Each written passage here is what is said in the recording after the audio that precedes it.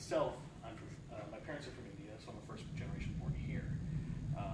The reason that I want to talk about this today with you and with my panelists here is that as the world continues to go into this new age, we're starting to get a lot more culture and diversity at universities and colleges. And I went to an almost all-white high school, so I was able to experience when I went to college like a lot of different cultures that I've never met before. And the reason this is important is that you will, whether you're going on a further education or you're trying to go into the job market, you'll be experiencing a lot of people that their cultures you've never met, what kind of traditions that they have. So today we're going to examine different cultures from the Philippines, Western Europe, and Mexico as well. And so to start us off today, I'll have Monicel talk about her culture. Thank you, Kurtik. So the Philippines have different cultural traditions. The most common ones are hospitality, food, and the holidays, specifically Christmas.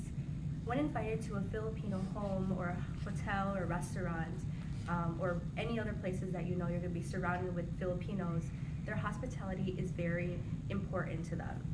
They're committed to prioritize their guests by feeling welcome and warm. Basically you are the center of attention. Meanwhile, while the host offers food, no matter how many times you refuse, they will just keep pushing you and pushing you. Like, do you want some food? No, I'm okay. No, just take it. But typical Filipinos, they're ridiculously dedicated to hospitality and take pride in their cuisines. One common food is called pancit. Pancit has they have thin noodles, chopped up vegetables, and a meat of your choice, so chicken, pork, or shrimp. And actually, pancit is a traditional type of food that is offered or made for you on your birthday because the long noodles represent a long life to your life on your birthday. And so whenever you are invited to a Filipino home or anywhere that you have a Filipino friend, come with an empty stomach. So I had a personal interview with my dad on December 1st of this year, and Christmas, actually, since the holidays are right around the corner, and it's an excuse to fatten yourself up, the Filipinos celebrate Christmas the beginning of September as early as possible. And beginning of December, they put up Christmas decorations called parol, or also known as a Philippine lantern. It's made out of bamboo sticks, and it's a 5-pointed star. And as early as possible, we go to mass called Simbang Gabi, and a group of people come together with their instruments and go caroling all day and night. That's all. Thank you so much, Monicel. And going off of what she said, my culture is also similar. Whenever we have guests over, we always ask them, hey, do you want something to eat? Do you want something to drink? Is it too hot? Is it too cold? And generally the polite thing is say, oh no, I'm fine. And then after a couple repetitive sessions of questioning, then they'll be like, oh, I want this and that. It's kind of more of a way to say, hey, I thank you for the offer, but I don't want to seem rude by accepting immediately. So moving forward without missing a beat, we're going to have Grace talk about her Western European origins. So I have family that came over from Alsace-Lorraine in about the 1850s. And in an interview I did on December 4th with my grandmother, she said that the reason they came over was to avoid war. Now, the ironic thing is that 2 of the 5 brothers that came over got drafted into the Civil War. So I'm French and Polish on my grandma's side. When it comes to my grandfather, we're not really sure because he was adopted, and we've never really been able to find anything out about where he comes from, so we're not really sure about that. From my grandfather's side, I am Irish and German.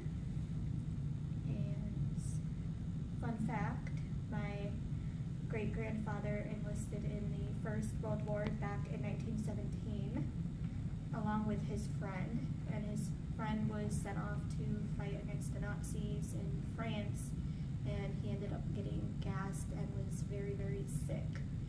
My great-grandfather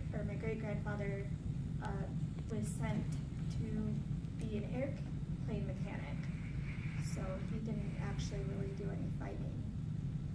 I also come from a very religious background, Catholicism to be exact. My grandmother and her family were very, very religious, but not so much anymore.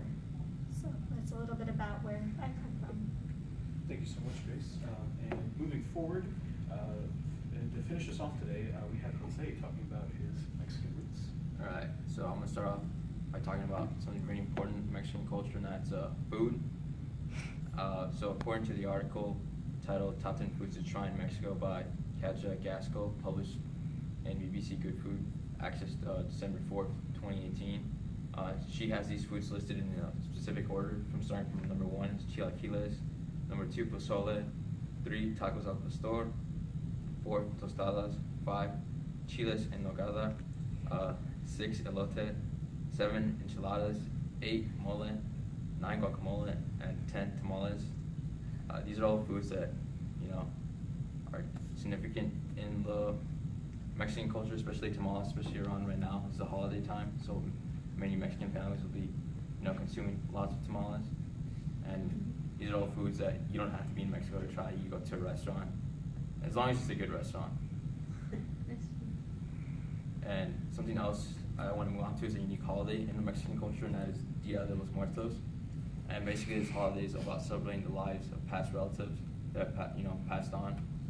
And during this time, people will set up like little shrines with their pictures of the relatives, and in these shrines, people will put in things like stuff that they enjoyed while they were alive. So they put in like their favorite foods, like they can put in a guitar because that person really enjoyed playing music or something like that. Something really unique about that is that people will have like different sized skulls around them, so little skulls, or they're known as calaveras. So the smaller skulls can represent children that have passed on, and while larger skulls represent adults. And if you want like an accurate representation of Dia de los Muertos, I'd recommend you watch the movie Coco. These things are like important to my culture because in my household we're very whitewashed or assimilated into American culture now, so it's good to remember where my parents are from. And Kartik, what time is it? What time is it? It's Modelo time. Good job. And so we're taking some questions, but unfortunately due to time constraints, we will have to skip the Q&A session. However, I did want to give a little bit of background about myself. I am from India, and there's 27 states in India, and each one, unfortunately, has its own language. So there's like regional languages, and it's basically saying if Illinois had its own separate language outside of English, if you had to learn it. And so something to know about that is that with the cuisine down there, and because I'm part of southern India, kind of like central southern, and they use a lot of chilies to spice up the flavor. Now, when I go there, I can't handle the heat there. It's really authentic, and they use a lot of it. Here, I'm like, oh, this isn't really spicy. I'll try like some of the hottest wings at like B-dubs or something, and it just won't faze me. But closing in all of this, today we learned a lot about different cultures, from India to the Philippines to Europe to Mexico. And the reason that we wanted to give this to you was to give you a perspective on maybe that some of you haven't experienced something like this before.